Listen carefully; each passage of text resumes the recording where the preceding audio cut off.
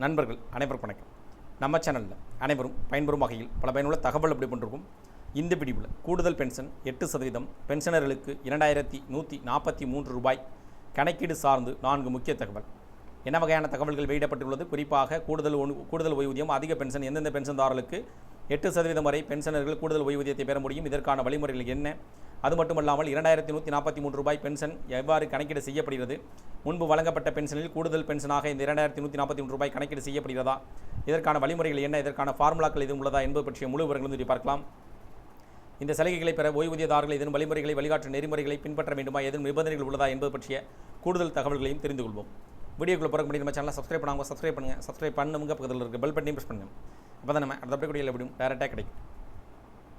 ஊழியர்களின் ஓய்வூதிய திட்டம் இபிஎஸ் ஓய்வூதியம் அல்லது இயலாமைக்கு பிறகு தகுதியான ஒழுங்கமைக்கப்பட்ட துறை ஊழியர்களுக்கு மாதாந்திர ஓய்வூதியத்தை வழங்குகிறது. 10 ஆண்டுகள் தனியார் துறையில் பணிபுரிபவர்கள் தங்களின் ஓய்வூதியத்தை எப்படி கணக்கிடுவது என்பது பற்றி இங்கே தெரிந்து கொள்வோம். ஊழியர்களின் வருங்கால வைப்பு நிதி அமைப்பு இபிஎஃப்ஓ அதன் உறுப்பினர்களுக்கான ஊழியர்களின் ஓய்வூதிய திட்டத்தை நிர்வகிக்கிறது.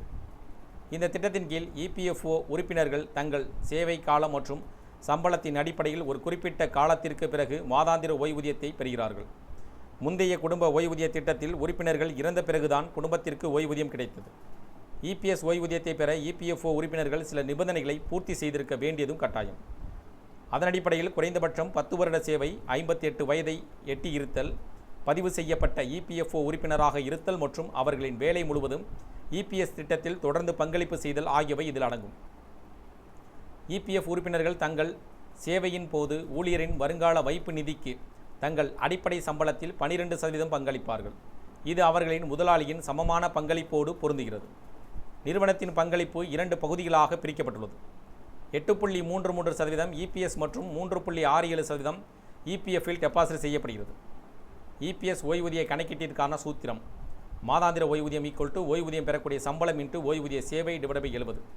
ஓய்வூதியம் பெறக்கூடிய சம்பளம் கடந்த 60 மாதங்களின் சராசரி சம்பளம், அதிகபட்சம் 15,000 ரூபாய். ஓய்வூதியம் பெறக்கூடிய சேவை: இபிஎஸ்ஸிற்கு வழங்கப்பட்ட மொத்த சேவை ஆண்டுகள். உதாரணமாக 15,000 ரூபாய் ஓய்வூதியம் மற்றும் 10 ஆண்டுகள் பணிபுரிந்த ஒரு ஊழியர் மாதாந்திர ஓய்வூதியத்தை பெறுவார். மாதாந்திர ஓய்வூதியம் 15,000 × 10 / 70 2143 ரூபாய். குறைந்தபட்ச சேவை காலம் 10 ஆண்டுகள் இருந்தாலும் ஒரு ஊழியர் ஓய்வூதியத்தை பெற முடியும் என்பதை இந்த எடுத்துக்காட்டு நிரூபிக்கிறது.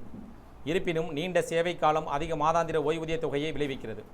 ஓய்வூதியத்தை பெற உரிமை கோருபவர்கள் இபிஎஃப்ஓ உறுப்பினர், குடும்ப உறுப்பினர் அல்லது உறுப்பினரின் மரணம் ஏற்பட்டால் பரிந்துரைக்கப்பட்டவர்கள் ஆன்லைன் படிவம் 10Dயை நிரப்ப வேண்டும். குறிப்பிடத்தக்க வகையில் 20 ஆண்டுகள் அல்லது அதற்கு மேற்பட்ட ஓய்வூதியம் பெறும் சேவை உள்ள உறுப்பினர்கள் 2 ஆண்டுகள் போனஸ் பெறுகிறார்கள். உறுப்பினர்கள் 58 ஆண்டுகளுக்கு பிறகு 60 வயது வரை ஓய்வூதியத்தை ஒத்திவைக்க தேர்வு செய்யலாம்.